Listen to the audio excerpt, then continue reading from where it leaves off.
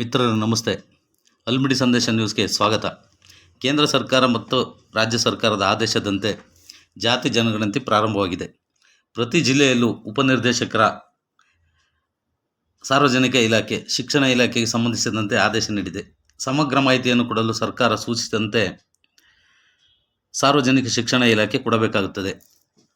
ಪರಿಶೀಲಿಸಬೇಕಾದರೆ ಗಂಡು ಹೆಣ್ಣು, ವಯಸ್ಸು, ಕಸುಬು, ಜಾತಿ, ಉಪಜಾತಿ, ಪಂಗಡ ಇವೆಲ್ಲ ವಿವರವನ್ನು ಕೊಟ್ಟು ಮಾಹಿತಿ ಪಡೆಯಬೇಕಾದ ಕರ್ತವ್ಯ ಇವರದಾಗಿರುತ್ತದೆ.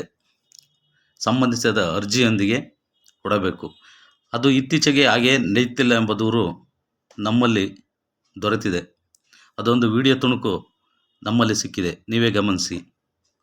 ಇಲ್ಲಿ ಶಿಕ್ಷಣ ಇಲಾಖೆಯ ಶಿಕ್ಷಕರು ನೇರವಾಗಿ ಪರಿಶೀಲಿಸಬೇಕೇ ಹೊರತು ಶಾಲಾ ಮಕ್ಕಳನ್ನು ಬಳಸಿಕೊಂಡು ಈ ಮಾಡುತ್ತಿರುವುದು ತಪ್ಪು ಎಂಬ ಅಭಿಪ್ರಾಯ ನಮ್ಮಲ್ಲಿ ಮೂಡುತ್ತಿದೆ.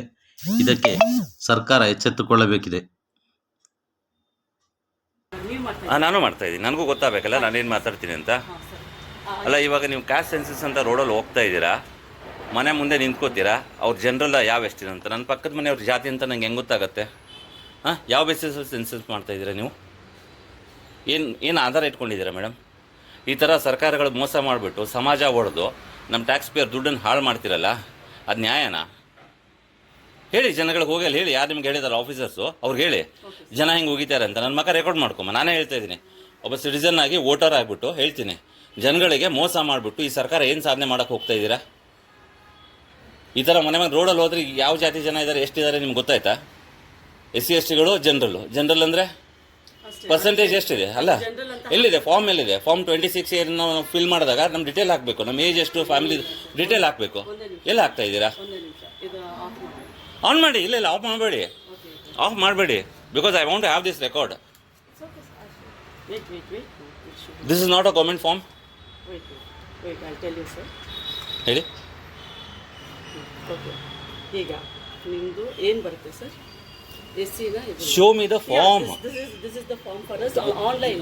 Then allow the people to register themselves. But sometimes, no, we should only do, sir. Then you should enter in front of us, not in the piece of paper. When we are entering, no, what is happening this one, no, sir? We are getting the delay.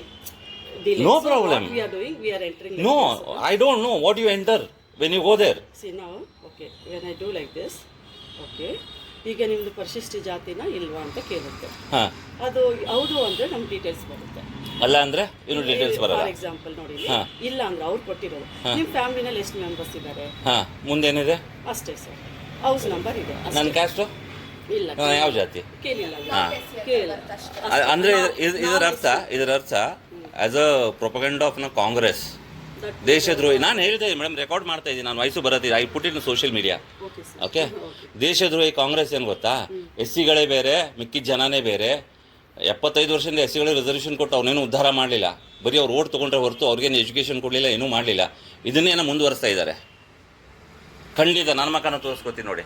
ಖಂಡಿತ ಈ senses ಮೋಸ ನಡೀತಾ ಇದೆ, ಯಾವುದೂ ಸರಿಯಾಗಿ ಮಾಡ್ತಾ ಇಲ್ಲ. ರೋಡಲ್ಲಿ ನಿಂತ್ಕೊಂಡು ಕೇಳ್ಕೊಂಡು ಹೋಗ್ತಾ ಇದ್ದಾರೆ. ಪಾಪ ಇವ್ರು 3 ಜನ ಬಂದಿದ್ದಾರೆ, ಅವ್ರು ಗೌರ್ಮೆಂಟ್ ಎಂಪ್ಲಾಯ್ ಟೀಚರ್ಸ್ ಆಗ್ಬಿಟ್ಟು ನಾವೇನು ಮಾಡಬೇಕು ಅಂತ ಕೇಳ್ತಾರೆ. ಅವ್ರ ಜೊತೆ 2 ಮಕ್ಕಳು ಬಂದಿದ್ದಾರೆ. ಅವ್ರ ಟೀಚರ್ ಏನೋ ಅವ್ರ ಐಡಿ ನಂಗೆ ಗೊತ್ತಿಲ್ಲ.